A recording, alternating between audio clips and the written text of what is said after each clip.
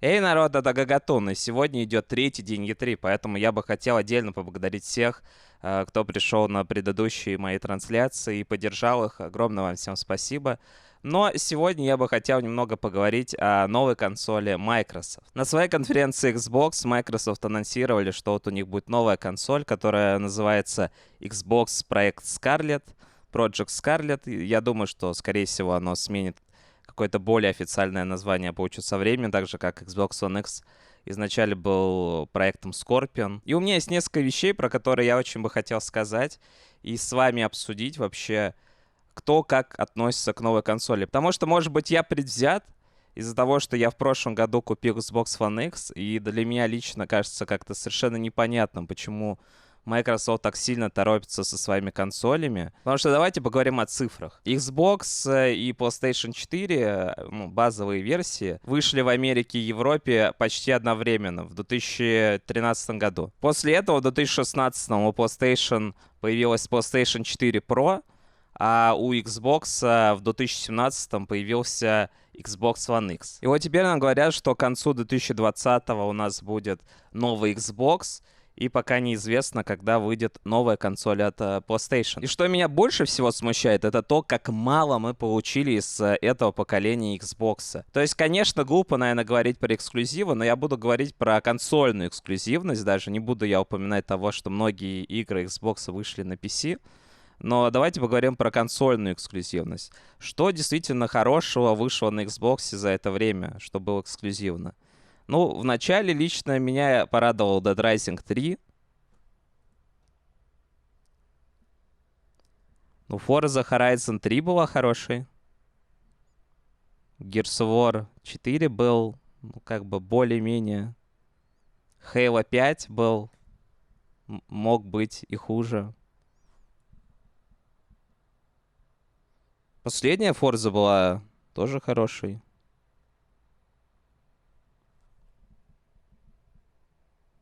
Как-то не очень много игр, да?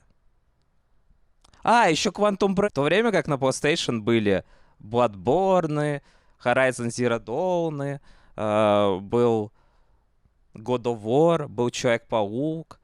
И то есть God of War и Человек-паук, и Uncharted, и все эти игры, они получили визуальное обновление, которое использовал PlayStation 4 Pro, ее мощность. В то время как, что получил Xbox за это время? Вот вышел Xbox One X, и что можно с улучшенной графикой поиграть на Xbox One X?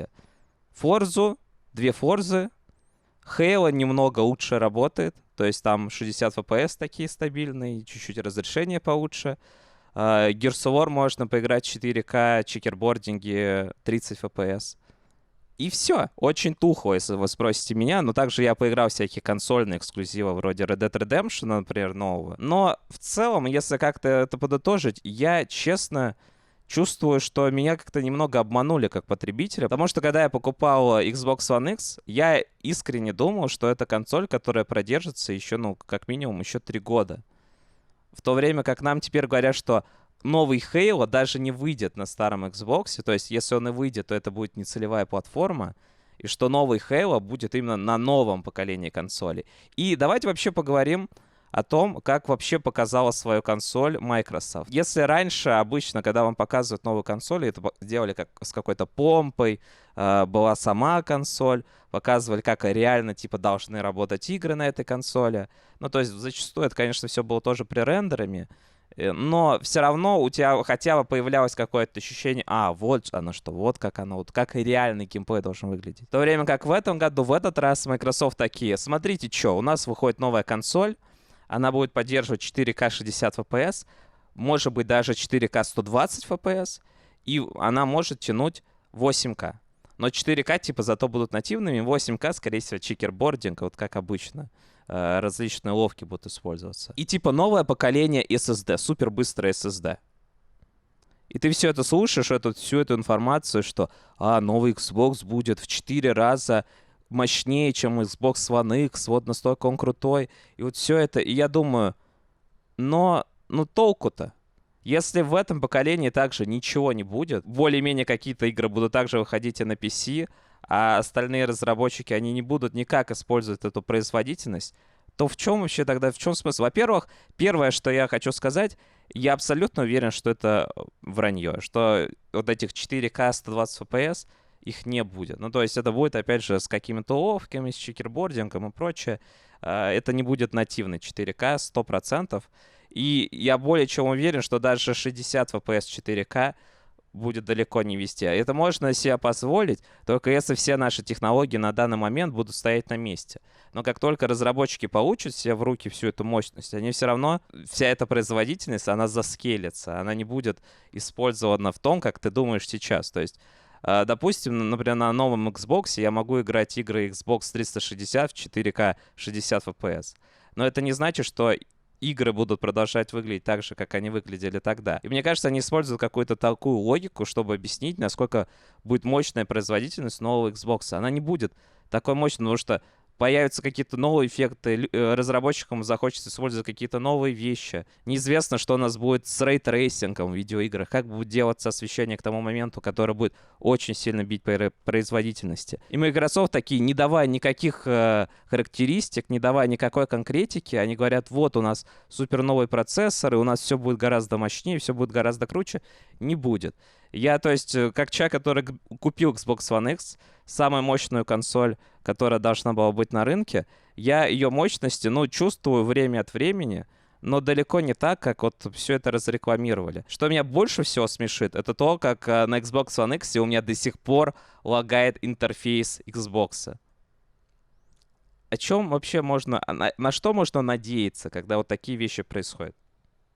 И да, я просто в очередной раз чувствую себя обманутым, что вот за это же время, ну даже чуть больше, что у как-то вот PlayStation и Sony, они лучше выбрали эти периоды, когда новые улучшенные свои консоли выпускать, и они лучше капитализировали на вот этой мощности, которая предполагала PlayStation 4 Pro. Потому что даже несмотря на то, что вот якобы у Microsoft лучше производительность, лучше все такое, но многие игры ее даже как бы толком и не используют, потому что у них есть еще рядом PlayStation 4 Pro, где им надо сделать определенную графику там, и уже то, что они делают дополнительно на Xbox, оно не так сильно отличается, на самом деле, от PlayStation 4 Pro. Например, из консольной мультиплатформы я всякие вот демки смотрел, например, демки, как она работает на PlayStation 4 Pro, как она работает на Xbox.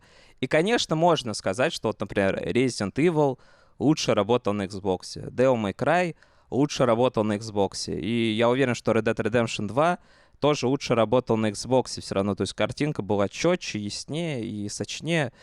Но при этом стоило ли вот это для меня лично дополнительные 40 тысяч, которые я потратил на консоль? Наверное, все же нет. Потому что я думаю, что новые эксклюзивы Xbox, они будут выходить, продолжать на Xbox One X. То есть на Xbox One они будут продолжать выходить. А теперь оказывается, что новые все эксклюзивы, они переносятся на консоли следующего поколения.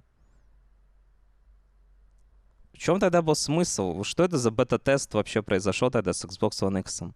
То есть, если бы, наверное, я изначально не покупал Xbox One, то когда я бы купил X, но даже тогда никакой библиотеки огромной интересных игр на Xbox нету. Ну, есть Xbox Game Pass, где ты можешь какую-то мультиплатформу поиграть, и на X мощно, ты действительно можешь ее поиграть, наверное, лучше, но большинство игр все равно даже не оптимизировано на производительность Xbox One X. Другая важная вещь, которую я хотел сказать, то, что за последние годы производительность так сильно-то и не растет. То есть, если новый Xbox, он будет в 4 раза мощнее, чем Xbox One X, то, скорее всего, это отразится на цене, потому что, ну, не может быть по-другому. Даже если там он выходит через год, но за это время наша производительность не вырастет настолько сильно, она не вырастет 4 раза, чтобы консоль все так же продавалась хотя бы за те же самые 40 тысяч. Я более чем уверен, что этот новый Xbox, проект Скарлетт Йоханссон, что он будет продаваться явно дороже. Это явно будут не 40 тысяч в России, это, может быть, даже могут быть под 80 тысяч в России, если не больше. Мне кажется, в этот момент многие люди начнут задуматься, а вообще нафига тогда тратиться на Xbox? То есть они, конечно, хотят там облачные технологии, облачный сервис стриминговый, что ты игры вообще играл не через железо, а через облака. Возможно, и правда, если вот это будет идти таким путем, то консоли как консоли вымрут рано или поздно. И, возможно, это последнее поколение консолей, которые выглядят как вот коробки, внутри которых есть железо. Что дальше ты будешь покупать коробку, которая просто подключается к облаку, и ты играешь игры из интернета. Моя просто мысль заключается в том, что я, скорее всего, не куплю новый Xbox.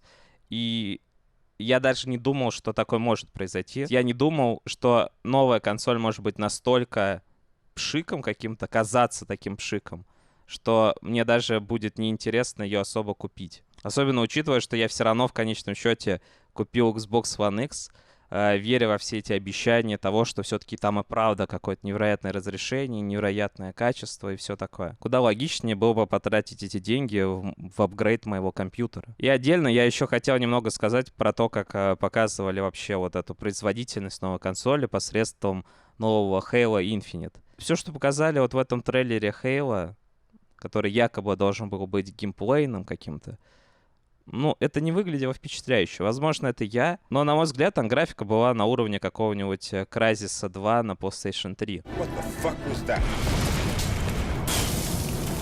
Get out, people! Back up! Abandon ship! Repeat, abandon ship! Protocol accepted. Breach detected.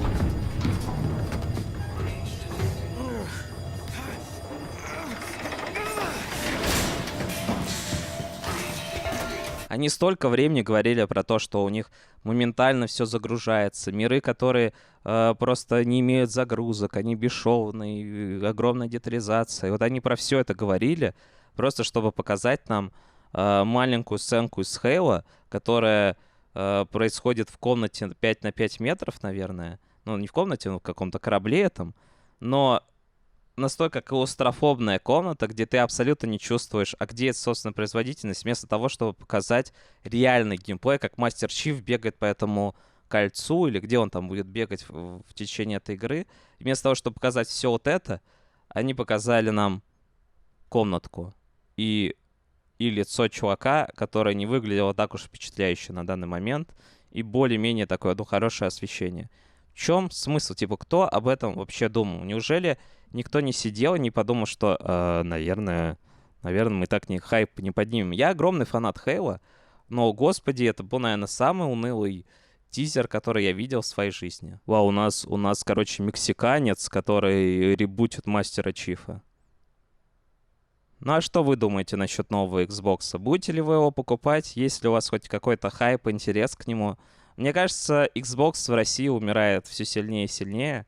То есть, несмотря на то, что у нас Xbox 360 был супер популярен, но PlayStation 4 в этом поколении явно победила все, что предлагал Xbox. И, на мой взгляд, у нас оно продолжит побеждать. И, возможно, даже это будет происходить дальше и во всем мире. На этом все. Поэтому обязательно поставьте палец вверх этому ролику. Мне это очень поможет. Подпишитесь на канал, если еще не подписаны. Если подписаны, не забудьте поставить колокольчик. Это тоже поможет вам, возможно, не пропускать новые ролики. Кто знает. Увидимся в следующем видео. И...